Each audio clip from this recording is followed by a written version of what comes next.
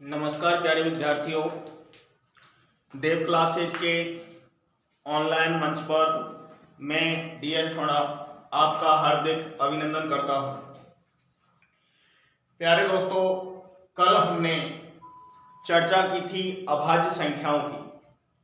आज हम उसी से आगे कुछ प्रश्नों का डिस्कस करने जा रहे हैं।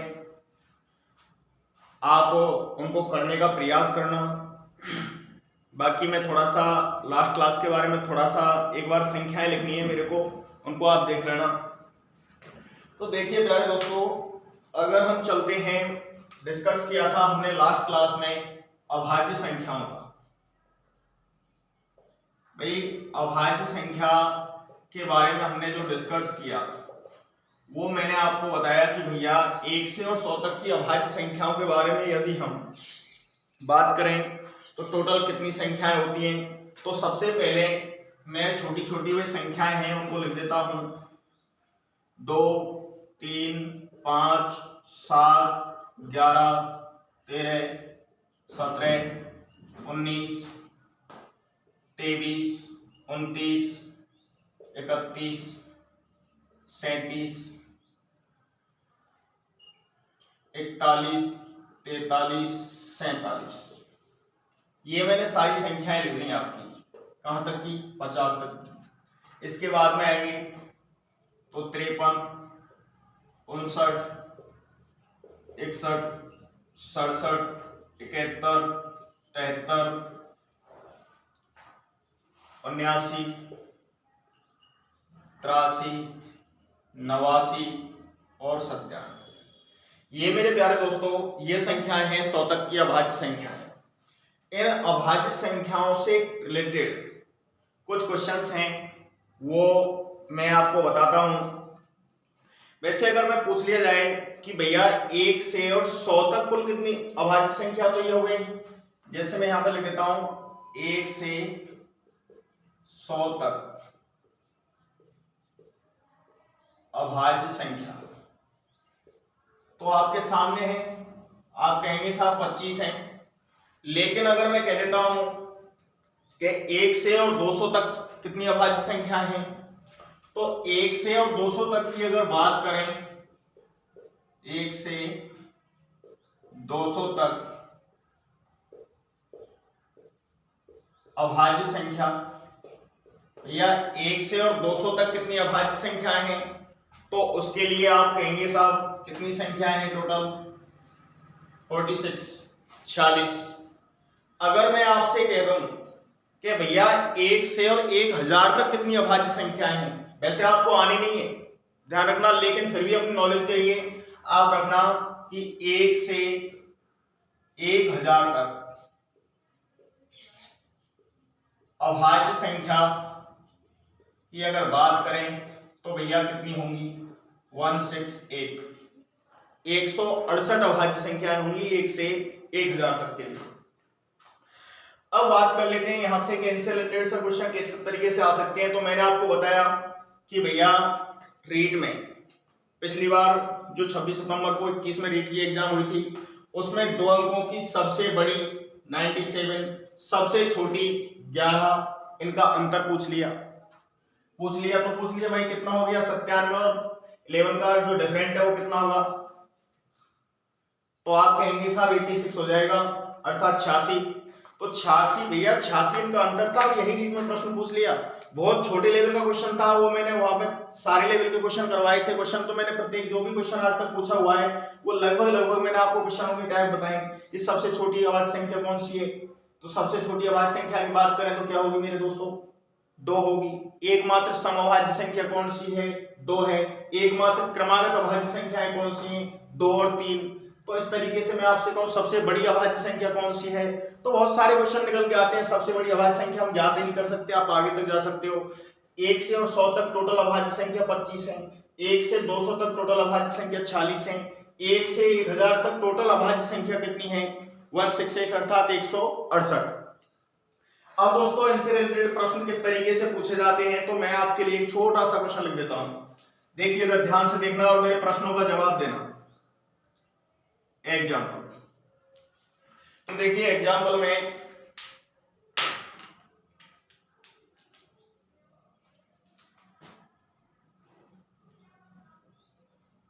अभाज्य संख्या के एक अभाज्य संख्या के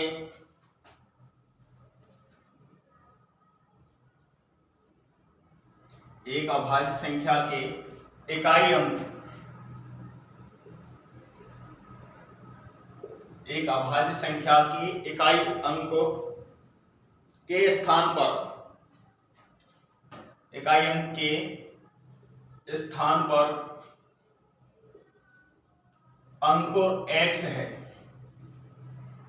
भैया इकाई अंक क्या है? अंक x है। इस प्रकार के कितने अंक हैं? इस प्रकार के कितने अंक हैं? इस तरीके से आपने भैया ये प्रश्न लिख दिया। आपको मैं विकल्प दे देता हूं, ए, बी, सी और डी। एग्जाम का पूछा हुआ क्वेश्चन है मेरे प्यारे दोस्तों। ऑप्शन है आपके 3, 4, 5, 6, 3, 4, 5 और 6। आप बताइए भैया, एक अभाज्य संख्या के इकाई अंक के स्थान पर अंक x है। इस प्रकार के कितने अंक हैं? मतलब टोटल अंक है x की जगह हम कितने रख सकते हैं? कौन कौन से अंक हैं जो x की जगह आ सकते हैं? वो 3 है या 4 है या 5 है या 6 है, वो आपको बताने ढूंढ के। बताइए क्या क्या लिख सकते हैं? इकाई अंक पे कितने अंक आ सकते हैं, ये चीज देखनी है आपको। तो मेरे दोस्तों देखो, 2 भी हो सकता है क्योंकि 2 इकाई अंक है अपने आप में, तो 2 होगा। आगे बात कर लें, 3 हो सकता है, बिल्कुल सही है। 5 हो सकता है। आगे भैया 1 हो सकता है, 1 आ जाएगा। 3 पहले ही आ गया तो 3 को दोबारा से नहीं लिखना है। फिर भैया 7 आ गया तो 7 ले सकते हैं। 7 के बाद में भैया और क्या आएगा? 9 है तो भैया आप 9 भी लिख सकते हो। 9 के अलावा फिर चलेंगे आगे, 3 है तो 3 पहले ले चुके हैं, 9 पहले ले चुके हैं, 1 भी पहले आ चुका है, 1 आ गया इधर, तो 1 के बाद में 3 है, 3 ले लिया। 7 हमने ले लिया है, 53 की जगह 3 हमने ले लिया, 9 ले लिया, 1 भी ले लिया, 7 भी ले लिया। तो इस तरीके से आपके जो टोटल डिजिट हैं वो कितने हो सकते हैं मेरे भाई? x की जगह ये आपके डिजिट होंगे। तो आपका जो अंक है वो कितने हो गए टोटल? 1, 2, 3, 4, 5 और 6। तो आपके इस प्रश्न का डिसीजन क्या होगा? 6। ये आपका आंसर होगा। एक बार प्रश्न का स्क्रीनशॉट ले लीजिए।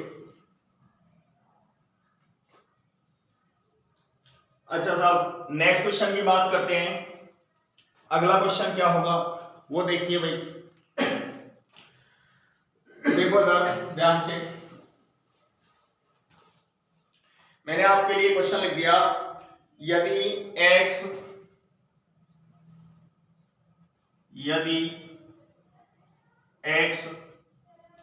x + 1, x + 3, x + 3 एक x + 1 x + 3 एक अभाज्य संख्या है। जो भी है, ये भी अभाज्य संख्या है, ये भी अभाज्य संख्या है, ये भी अभाज्य संख्या है, तो हम कह सकते हैं x + 3 अभाज्य संख्या है, अभाज्य संख्या है। आगे है तो x का मान होगा, तो x का मान होगा भैया, x का मान क्या होगा ये आपसे पूछा है। तो बताइए दोस्तों, यदि x + 1 x + 3 अभाज्य संख्या है तो x का मान क्या होगा? अब आप यहां से देखिए दोस्तों, ये आपके ऊपर मैंने संख्याएं लिख रखी हैं, यहां से आपको बहुत सहारा मिलेगा इन चीजों में प्रश्नों के अंतर्गत। तो देखो आपकी ये वाली कंडीशन कहां हो सकती है कि भैया एक संख्या तो ये है अभाज्य और इससे ठीक बड़ी x + 1 का मतलब +1 बड़ी। तो भैया ऐसी कौन सी संख्या आती है जिनसे ठीक 1 का अंतर हो? तो मेरे प्यारे दोस्तों, मैंने आपको बताया था पहले कि एकमात्र क्रमागत अभाज्य संख्या, क्रमागत अभाज्य संख्या क्या होगी आपकी? 2 से +1 करेंगे तो 3 आएगा, अर्थात हम 100% ये कह सकते हैं कि भैया यहाँ 2 आएगा तो यहाँ 3 आएगा। इनके अलावा और कोई डिजिट तो हो ही नहीं सकता। क्यों नहीं हो सकता? क्योंकि मेरे भाई क्रमागत अभाज्य संख्या जिनमें एक का डिफरेंट हो वो एकमात्र क्रमागत अभाज्य संख्या है 2 और 3। कल मैंने आपको स्पेशली लिखवाया था फर्स्ट में कि सबसे छोटी अभाज्य संख्या, उसके मात्र एकमात्र समअभाज्य संख्या, उसके बाद ये लाइन लिखी थी एकमात्र क्रमागत सम मतलब क्रमागत अभाज्य संख्या। तो क्रमागत अभाज्य संख्या 2 और 3 ही है, इनके अलावा कोई भी क्रमागत संख्या अभाज्य नहीं है। तो भैया यहाँ निश्चित है 2 हो गया, तो इस x प्लस 1 की जगह मेरे दोस्तों कितना आएगा, 3 आएगा। ठीक है, क्लियर यहाँ से कहानी। फिर भैया इससे अगर बात करें कि ये अगर x 3 हो गया तो 3 से भैया यहाँ पे आप देखें 3 से मतलब 1 से और 3 पे पहुंच रहा तो यहाँ पे +2, ये इससे ठीक 2 बड़ी है। तो 3 से 2 बड़ी कौन है, 5, वो भी एक अभाज्य संख्या है। तो बिल्कुल आप यहाँ पे 5 लिख दीजिए x + 3 की जगह 5 हो गया। क्या इस चीज को ये वेरीफाई कर रहा है प्रश्न, देखिए एक बार। x की वैल्यू अगर आप 2 लेते हैं तो इससे ठीक बड़ी 3 हो गई, x + 1 है। इधर बात करें इस x + 1 जो वैल्यू आई आपकी 3, इससे कितनी बड़ी है ये वाली, x + 1 तो ये थी, x + 3 थी तो 2 बड़ी थी। तो भैया 3 से 2 बड़ी कौन आ गई, 5। अभाज्य संख्या है, क्या ये सारी की सारी अभाज्य संख्या है, तो बिल्कुल है साहब। तो x का मान होगा, तो मेरे प्यारे दोस्तों x का मान क्या है आप बताइए, x का मान होगा आपका कितना, 2। तो यही आपका आंसर हो गया। बहुत सरल सरल क्वेश्चन आते हैं, लेकिन कई गाइडों में आपको क्वेश्चन मिलेंगे नहीं, इसलिए मैंने आपको करवाना यहाँ पे बेहतर समझा। नेक्स्ट क्वेश्चन देखिए, स्क्रीनशॉट ले लीजिए लेना चाहो तो। देखो दोस्तों अगला सवाल, बात कर लेते हैं अगले क्वेश्चन की। यदि संख्या, एग्जांपल देखिए, यदि संख्या q, यदि संख्या q + 2, फिर अगली संख्या है और q + 6, और q + 6 और q + 6 सभी अभाज्य संख्या है, सभी अभाज्य संख्या है। ये आपको जो दी है, यदि संख्या q + 2 और q + 6 सभी अभाज्य संख्या है, फिर कह रहा है तो 3q + 9, 3q + 9 9, मतलब 3q + 9 का मान, 3q + 9 का मान क्या हो सकता है, 9 का मान क्या हो सकता है, क्या हो सकता है। SSC CHSL 2015 का पूछा हुआ क्वेश्चन है मेरे दोस्तों कि भैया यदि संख्या q + 2 और q + 6 सभी अभाज्य संख्या है तो 3q + 9 का मान क्या हो सकता है। आपके लिए विकल्प हैं, नंबर 1 विकल्प आपका ओनली 18, ओनली 18, बी विकल्प ओनली 42 42, नंबर सी आपका दिया है ओनली 60, ओनली 60, और भैया डी विकल्प आपके लिए दिया है बी एंड सी, भैया बी और सी, ये आपके विकल्प हैं। तो आप बताइए दोस्तों क्या कंडीशन हो सकती है कि भैया आपकी ये वाली कंडीशन दे रखी है q, इधर q + 2 और इधर देखें तो q + 6।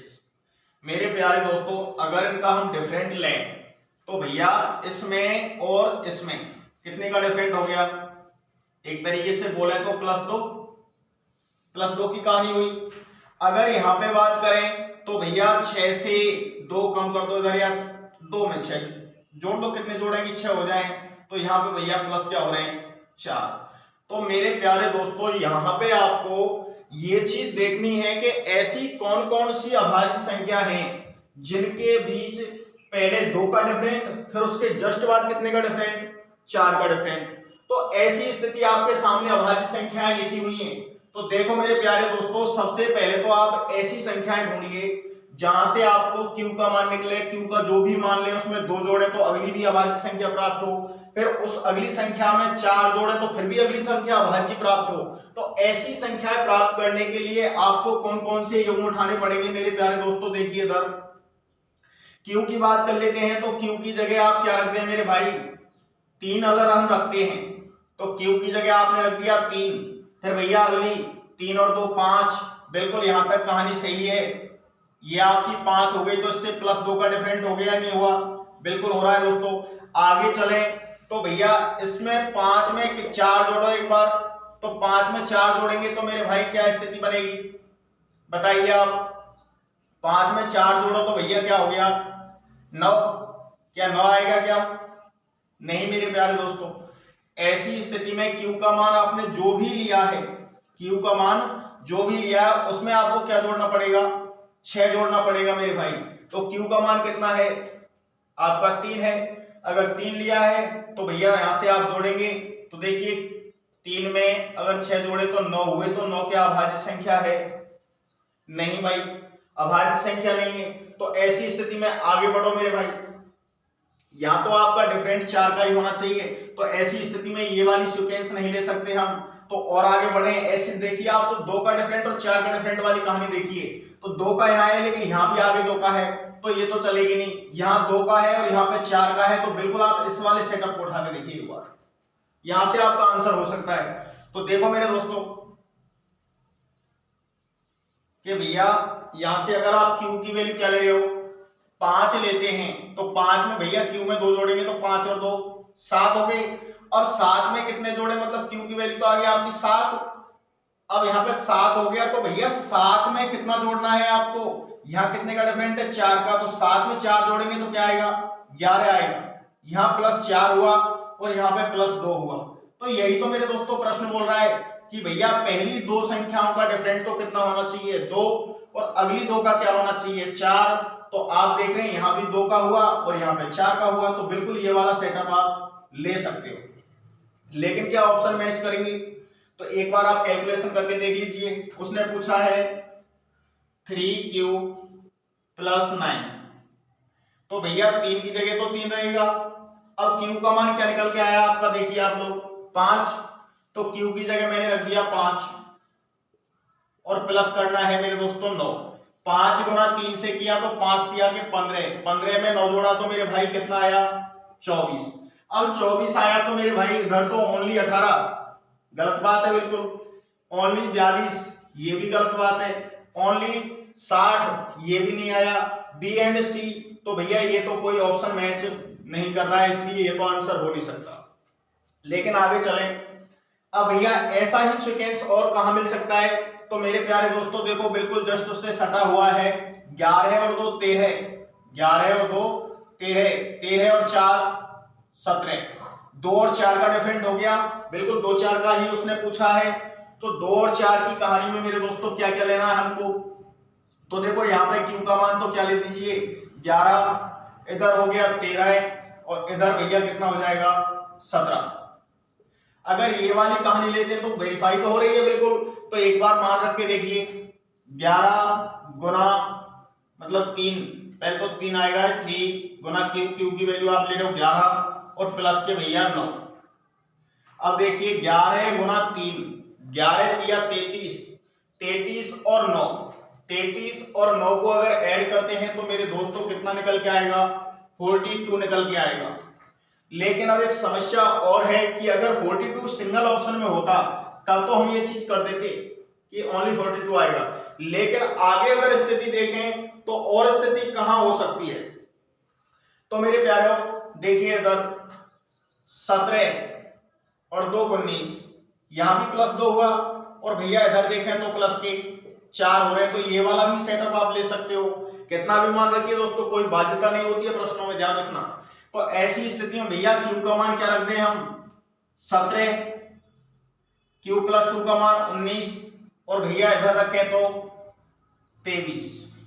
ये वाली स्थिति भी हो सकती है। यहां भी वही कहानी है, +2 और इधर देखें तो +4। अब यहां से देखिए तो आप 3 की जगह तो 3 मान लेंगे ही। इधर देखें क्यू का मान कितना हो गया 17 + 19, सॉरी 9। अब यहाँ पे 17 गुणा 3 किया तो 51 हुआ, और 51 में आपको कितना जोड़ना है 9, तो 51 और 9 कितने हो गए 60। अब मेरे दोस्तों इधर देखिए आप ऑप्शनों पे एक बार, ओनली 18, क्या 18 आया क्या, नहीं आया, तो ये तो ऑप्शन हो ही नहीं सकता। ओनली 42, क्या अकेला 42 ही आया सिस्टम से, नहीं, बिल्कुल गलत बात है। 42 तो आया है, लेकिन 42 के साथ और कौन आ गया 60 और आ गया, तो 42 भी सही है और 60 भी सही है। ऐसा हो नहीं सकता है कि दो ऑप्शन सही। तो आपको 4th नंबर का जो ऑप्शन है वो दे रखा है बी एंड सी, तो बी और सी अर्थात कौन सा ऑप्शन होगा मेरे दोस्तों, आंसर नंबर डी आपका होगा, बिल्कुल राइट आंसर है जो है डी। तो इस तरीके से हमको वेरीफाई करके देखना पड़ता है अभाज्य संख्याओं से। देखो छोटी छोटी चीजें हैं, लेकिन इन्हीं से निकल के सवालों का निर्माण हो रहा है। तो यहां से आगे और भी आप एक बार इसका स्क्रीनशॉट ले लीजिए चाहो तो, आगे फिर बात चर्चा करते हैं अगले क्वेश्चन की। देखिए भैया अगला क्वेश्चन, एक से एक मजेदार क्वेश्चन होंगे, अच्छे लेवल के होंगे, एग्जाम में आए हुए होंगे।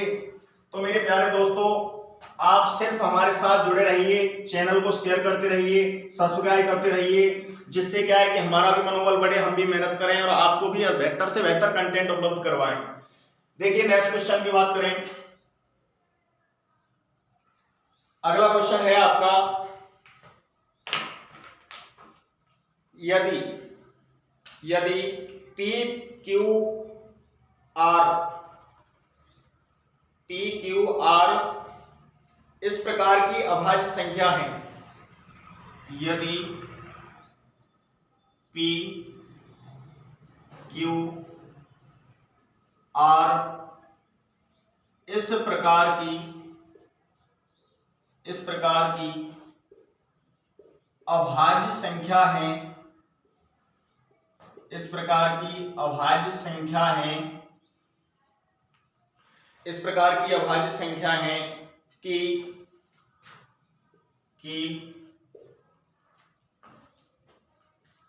P से बड़ा है Q। ध्यान रखना ये वाली स्थिति इस तरीके से ही बनानी है आपको। ये ग्रेटर देन का है तो इधर देखेंगे तो जिधर की तरफ इसका मुंह खुलता है वो बड़ा होता है। मैंने दोस्तों पहले ही बता दिया था आपको जब आपको संख्या ज्ञान की चर्चा चल रही थी पूर्णांक के अंतर्गत की जिधर इसका मुंह खुलेगा वो बड़ा मान होगा। तो P से बड़ा कौन है यहाँ पे Q, और भैया Q से बड़ा कौन है R, Q से बड़ा कौन है R होगा। तो Q से बड़ा भैया R, और R से भी बड़ा कौन है 13। R से भी बड़ा कौन हो गया 13 है। तो कितनी दशाओं में 13 है, तो कितनी दशाओं में है, तो कितनी दशाओं में है, तो कितनी दशाओं में P plus Q plus R, P plus Q plus R एक अभाज्य संख्या,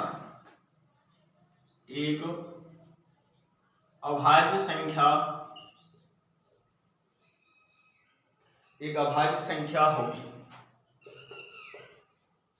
भैया ये प्रश्न है सीजीएल में पूछा हुआ क्वेश्चन है एसएससी के अंतर्गत। वहां से आपसे कह रहा है कि यदि P Q R इस प्रकार की अभाज्य संख्या है कि P से बड़ा Q और Q से बड़ा R और R से बड़ा है 13, मतलब ये वाली जो P Q R का मान है वो 13 से छोटा छोटा है। ध्यान रखना ये चीज, 13 बड़ा है तो कितनी दशाओं में P plus Q plus R, मतलब ये P Q R जो संख्या है ना इनको अगर हम योग करें तो भैया वो योग भी क्या है अभाज्य संख्या है। यही प्रश्न ने पूछा है कि कितनी दशाओं में ऐसी स्थिति मतलब एक अभाज्य संख्या की स्थिति बनाएगी। आपके मैं ऑप्शन लिख देता हूं 1 2 3 और इनमें से कोई नहीं, ये आपके ऑप्शन है। 1 दशा में, नंबर सेकंड 2 दशाओं में ऐसी स्थिति बनेगी, नंबर थर्ड है आपका 3 दशाओं में। और भैया नंबर 4 आपका दिया है इनमें से कोई नहीं, इनमें से कोई नहीं। इस तरीके से आपको भैया विकल्प दे रखे हैं। तो आप बताइए दोस्तों क्या स्थिति बन सकती है कि भैया पी क्यू आर जो संख्या है वो अगर बात करें तो 13 से छोटी छोटी है, तो 13 से छोटी छोटी अभाज्य संख्या देखिए जिनका योग भी एक अभाज्य संख्या आए, तो योग एक अभाज्य संख्या आना चाहिए मेरे दोस्तों। तो बात कर लें किसकी, तो देखिए 3 और 2 5 और 3 8 और 7 15 नहीं आया मेरे दोस्तों, क्योंकि 15 तो कैसी संख्या हो गई, भाज्य हो गई। तो और बात करें इधर देखें 2 3 और 7 अगर लेते हैं तो 3 और 2 5 और 7 11।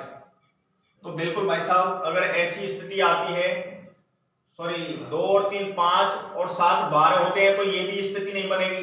तो स्थिति बनेगी तो कौन कौन सी बन सकती है, तो वो स्थिति आपको देखनी है। उन स्थितियों में आप देखेंगे तो देखिए 5 7 और 11 अगर मैं ये लेता हूं तो क्या ये 13 से छोटी छोटी संख्याएं हैं सब। पी क्यू आर मैंने मान ली कि 5 7 और 11 ली। 5 में अगर देखें तो पी मान लिया, क्यू की वैल्यू मैंने 7 ले ली, आर की वैल्यू मैंने ये 11 ले ली। तो क्या ये 5 7 11 13 से छोटे हैं या नहीं है, तो बिल्कुल 13 से छोटे हैं। तो क्या इनका योग भी अभाज्य संख्या आएगा, तो देख लीजिए एक बार दोस्तों 11 और 7 18 और 5 23। भैया कैसी संख्या आई है, अभाज्य संख्या ही आई है। अब अभाज्य संख्या आई है तो मेरे दोस्तों और भी स्थिति बन सकती है क्या, तो एक बार आप और देखिए भैया मैं ले लेता हूं 3 5 और 11, ये भी अभाज्य संख्या ही है। क्या इनको जोड़ने पे भी आपकी अभाज्य संख्या ही निकलेगी, तो बिल्कुल आप देखिए 5 और 3 8 और 11, 11 और 8 कितनी हो गई 19। अब 13 से छोटी छोटी और देख लीजिए आप, यहां से पहले इनको अगर जोड़े हम किसी भी प्रकार से जोड़ लो आप, किसी भी प्रकार से जोड़ने पर क्या अभाज्य संख्या इनका योग प्राप्त होगी, तो बिल्कुल ये दो ही स्थितियां ऐसी हैं जिनमें आपकी अभाज्य योग निकल के आएगा। ध्यान रखना, अन्यथा आपकी स्थिति कहीं ना कहीं परिवर्तित होगी। यहां से आप देखेंगे तो भैया एक बार मैंने 5 7 और 11 जोड़ा 23 हो गया, 3 और 5 8 और 11 जोड़े तो 19 हुए। और आप किसी भी तरीके से अगर इनको जोड़ते हैं तो किसी भी एंगल से इनका जो योग है वो एक अभाज्य संख्या के रूप में नहीं निकल के आएगा। तो कितनी दशाओं में ऐसी पीक्यूआर की एक अभाज्य संख्या होगी, तो भाई साहब मात्र 2 ही दशा है ये। कौन कौन सी, एक तो 23 वाली और एक 19 वाली, यही एकमात्र 2 दशा बनेगी आपकी। तो आपका आंसर होगा विकल्प नंबर बी। देख लो एक बार और समझ लो, ध्यान से स्क्रीनशॉट ले लीजिए, मिटा दे भाई। देखो इधर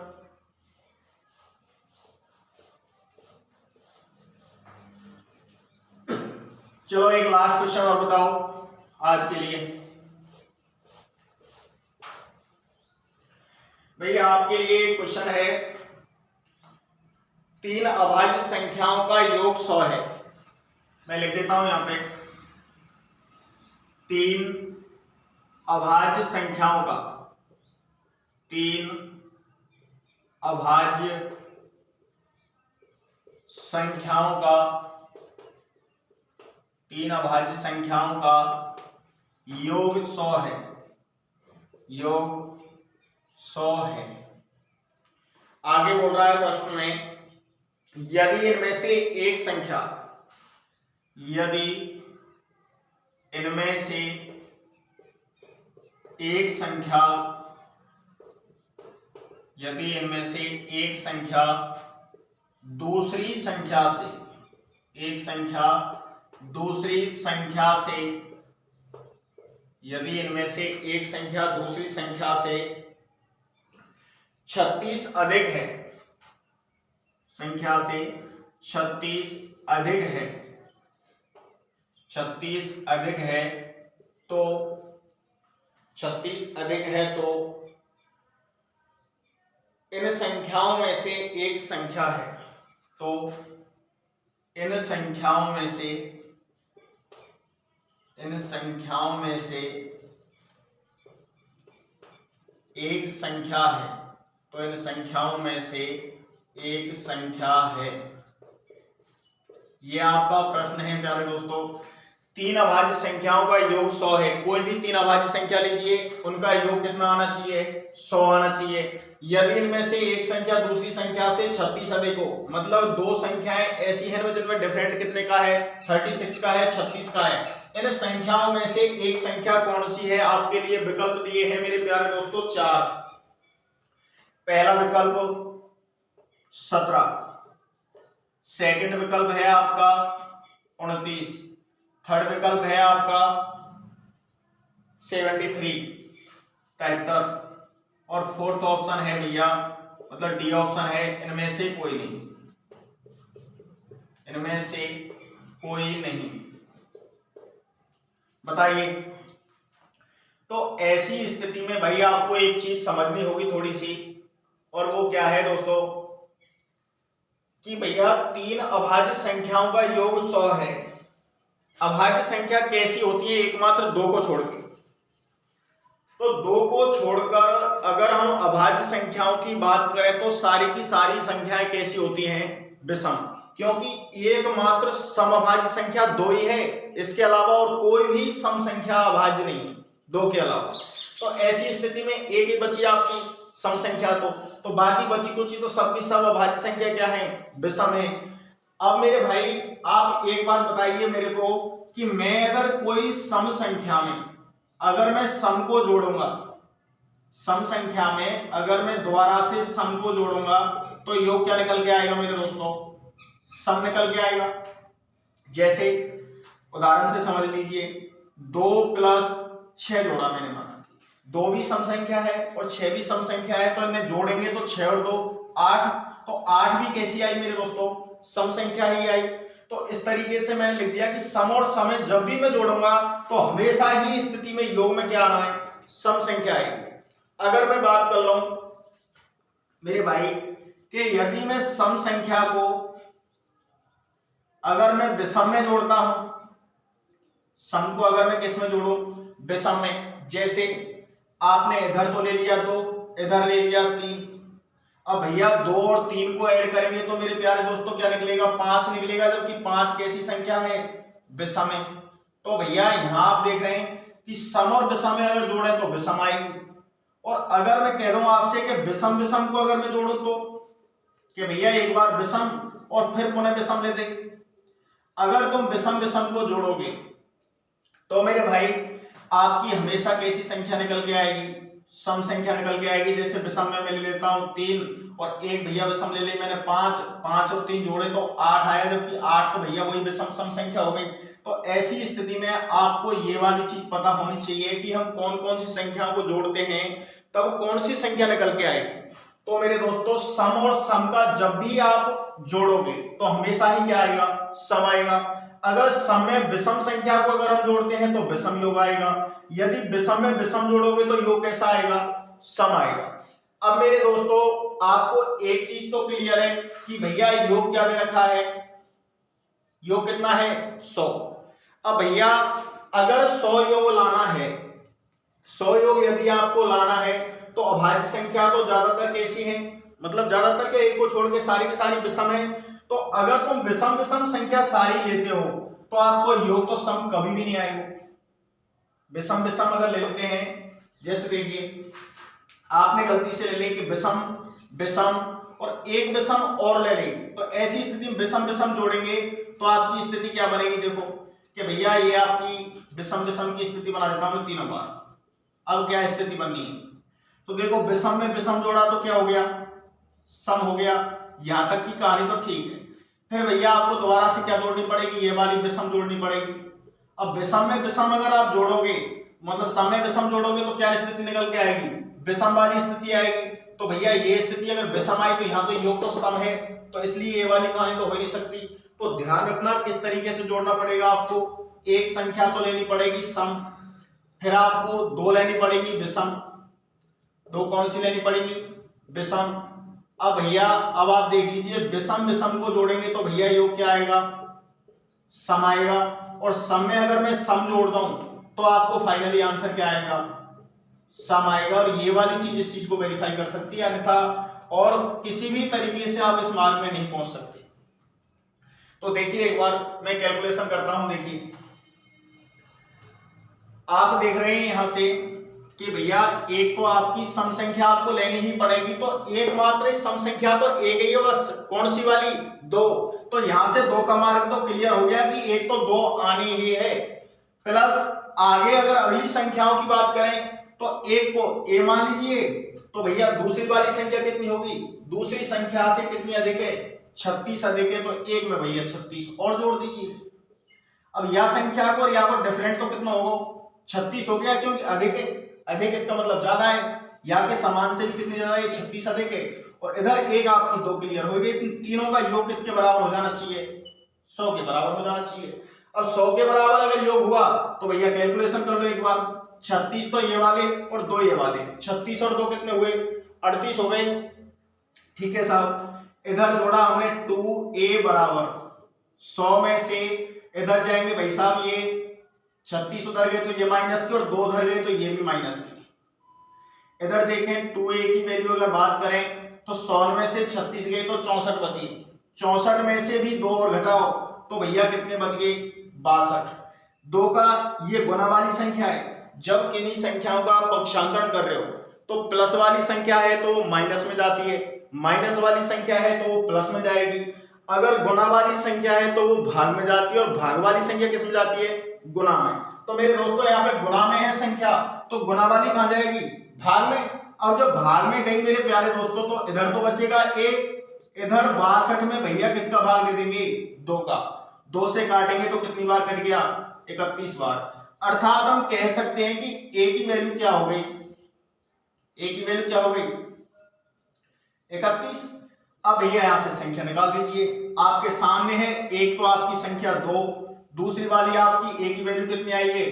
31। और भैया 31 में इधर 36 और जोड़ना पड़ेगा। 31 और 36 को अगर जोड़ेंगे तो कितना आएगा? 67। तो ये भी एक अभाज्य संख्या हो गई। अब आपसे यही तो पूछ रहा है वो कि तीन संख्याओं का योग तो 100 है, तो आप जोड़ लीजिए। इनका चाहो तो योग करके भी 100 ही होगा। इनमें से एक संख्या दूसरी संख्या से 36 अधिक है। 36 देखो 31 से 67 है, जो 36 अधिक है, ध्यान रखना। इधर एक हो गई 2। अब आप इनका योग कर दीजिए, चाहो तो योग करेंगे तो 100 आएगा। तो इनमें से इन संख्याओं में से एक संख्या है, तो इनमें से कोई संख्या आ रही है क्या? देखो 17 है क्या इनमें? नहीं है, तो ये ऑप्शन हो नहीं सकता। 29 है क्या? 29 भी नहीं आई, तो ये भी नहीं हो सकता। 73 है क्या? ये भी नहीं हो सकता। तो आंसर होगा क्या? इनमें से कोई नहीं। ये आपके इस प्रश्न का जवाब होगा। मेरे प्यारे दोस्तों, इसी तरीके की बेहतर कंटेंट के लिए आप हमसे जुड़े रहिए, हमारे चैनल को सब्सक्राइब कीजिए और अधिक से अधिक शेयर कीजिए। आपका मनोबल ही, मतलब आपका जो कमेंट, शेयर, लाइक, यही हमारे मनोबल को बढ़ाएंगे। दोस्तों आज के लिए इतना ही। बहुत बहुत धन्यवाद। Thank you. राधे राधे। जय हिंद।